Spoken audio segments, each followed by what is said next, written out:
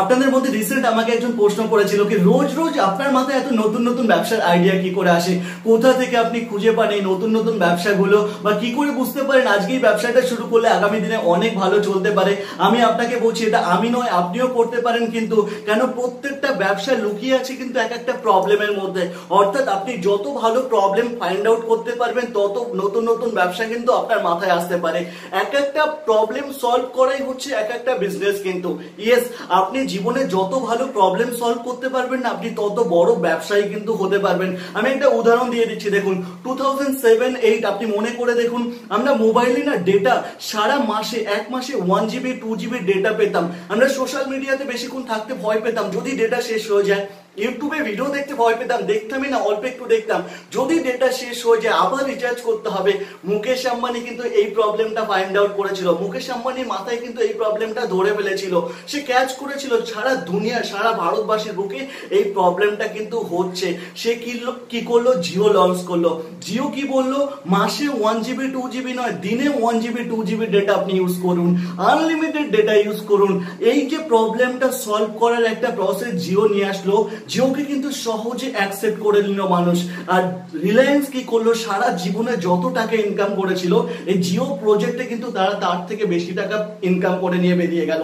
Yes, তার থেকে বেশি টাকা ইনকাম করে নিয়ে কিন্তু বেরিয়ে গেল। তো সব সময় আপনাকে না মানুষের প্রবলেমকে সলভ করার প্রসেস থেকে কিন্তু আপনি একটা ব্যবসা শুরু করতে পারেন। তো আপনি ফাইন্ড আউট করুন কি আপনি কোন প্রবলেমকে সলভ করবেন, কিভাবে ব্যবসা শুরু করবেন। আজকে আমি যে ব্যবসাটার আইডিয়া দেবো না সেটা একটা পুরনো ব্যবসা, আপনি জানেন, প্রত্যেকে জানে এই ব্যবসাটা। সেটা হচ্ছে ড্রাই ক্লিনিং, ড্রাই ওয়াশ যেটাকে বলে থাকি। এটাকে আমি রিডিজাইন করেছি, নতুন ডিজাইন করেছি এই ব্যবসাটা। কি নাম দিয়েছি, ওয়াশ অ্যান্ড ড্রাই। আগেরটা ছিল ড্রাই ওয়াশ শপ, এখন আমি নাম দিয়েছি ওয়াশ অ্যান্ড ড্রাই। প্রথমে ওয়াশ করুন তারপরে ড্রাই করুন। ইয়েস, আগে যে ট্রেডিশনাল ব্যবসাটা কি ছিল, একটা দোকান ছিল, নয় রাস্তার পাশে ঠেলাওয়ালা আয়রনওয়ালা, একটা ছোট তাঁবুর নিচে একটা টেবিলের উপরে সে আয়রন করছে। এই দুটো, নয় দোকান নয় সেই রাস্তার পাশে ফুটপাতে। আমরা যার কাছে জামা কাপড় নিয়ে যেতাম না কেন সে আমাদেরকে জোর হাত ধরে বলতো বাবু ঠিক আছে 10 দিন পরে আসুন, 7 দিন পরে আসুন, আপনি পেয়ে যাবেন। কোনো সময় কিন্তু আমাদের ওই জামা কাপড়টা যদি 2 দিন পরে 3 দিন পরে দরকার হতো আমরা কিন্তু তাদের কাছ থেকে পাই না। এটা একটা বড় প্রবলেম ছিল, কিন্তু এখনো কিন্তু আছে। ইয়েস, এখনো কিন্তু ওই প্রবলেমটা আছে। আজকে আমি ওই প্রবলেম সলভ করার জন্য একটা সুন্দর বিজনেসের আইডিয়া দিচ্ছি। কিন্তু এই বিজনেসের আইডিয়া আপনারা অনেকেই নিতে পারেন। অনেক অনেক বয়স্ক লোক আমাকে বিভিন্ন সময় ফোন করে বলেছে শিবম বাড়ির নিচে একটা জায়গা আছে ইউজ করতে পারছি না, এমন কিছু হালকা পাতলা ব্যবসা হলে আমি এখানে যদি কিছু একটা করতে পারতাম। অনেকেই এই ধরনের কথা কিন্তু আবার বলেছে আমাকে, অনেকে বলেছে টেনশন ফ্রি একটা ব্যবসা চাই। এই ব্যবসাটা টোটাল টেনশন ফ্রি।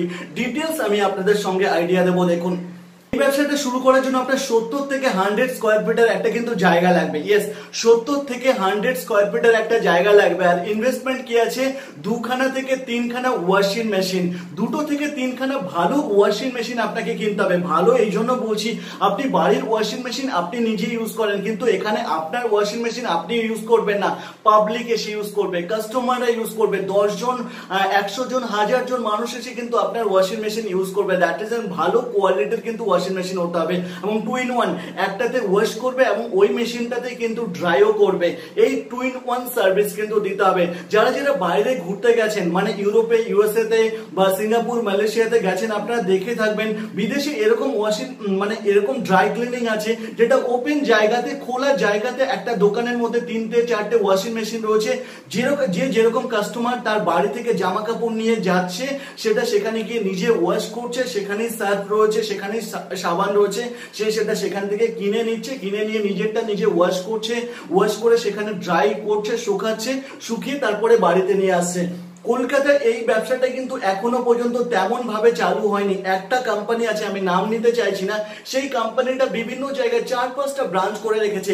এছাড়া মুম্বাই, দিল্লি, ব্যাঙ্গালোর, এই 3টে জায়গায় কিন্তু বেশ কিছু কোম্পানি এই কাজটা করছে এবং প্রচুর সাকসেস পাচ্ছে। দেখুন, এই কাজের সুবিধা কি আছে, আপনি একটা দোকান যদি শুরু করতে চান বা কিছু একটা ব্যবসা শুরু করতে চান, দোকান ডেকোরেশনের দরকার থাকে। এই ব্যবসায় দোকান ডেকোরেশনের দরকার নেই। এই আপনার কোনো দোকান শুরু করলে প্রোডাক্ট কিনতে হয়, এখানে শুধু কিনবে ইনভেস্টমেন্ট করবেন, ওয়ান টাইম ইনভেস্টমেন্ট, আর এরপরে কোনো ইনভেস্টমেন্ট নেই। ওয়াশিং মেশিনের পেছনে আপনার ইনভেস্টমেন্ট আছে, আর কোনো ইনভেস্টমেন্ট কিন্তু পরবর্তীকালে তেমন বড় ইনভেস্টমেন্ট নেই। এই ব্যবসার সব থেকে সুবিধা হচ্ছে প্রফিট আপনার যেটা থাকবে না কেন, লিকুইড ক্যাশ যেটা ট্রানজাকশন হবে না কেন, সেটা অলওয়েজ ক্যাশের ট্রানজাকশন হবে, কোনো ক্রেডিটের কোনো কথা নেই। কেন, কাস্টমার আসছে, তার জামা কাপড় নিয়ে আসছে, সে সেটাকে ওয়াশ করছে এবং ড্রাই করছে, ড্রাই করে বাড়িতে চলে যাচ্ছে। আপনি সেখানে হয়তো অ্যাডিশনাল একটা সার্ভিস দিতে পারেন, আপনি কাউকে ওখানে বসিয়ে দিলেন, কাস্টমার এলো জামা কাপড় নিয়ে, সে আপনার লোকটা ওয়াশ করলো এবং সে একই জায়গায় মেশিনে ড্রাই হচ্ছে, সে ড্রাই করে কাস্টমার হাতে দিয়ে দিল এবং সে ক্যাশে পেমেন্ট নিয়ে নিল। ইয়েস, এইটা হয়তো খুব বেশি করতে পারেন, কিন্তু বাট একটা জিনিস দেখুন, এই ব্যবসায় টোটাল ট্রানজাকশনটাই কিন্তু ক্যাশে। এরপরে যদি আপনি মনে করেন ব্যবসাটা বড় করে করবেন, বড় করে সেট আপ করে করবেন, তাহলে আপনি পিক আপ অ্যান্ড ড্রপ এই স্পেশালিটি কিন্তু দিতে পারেন।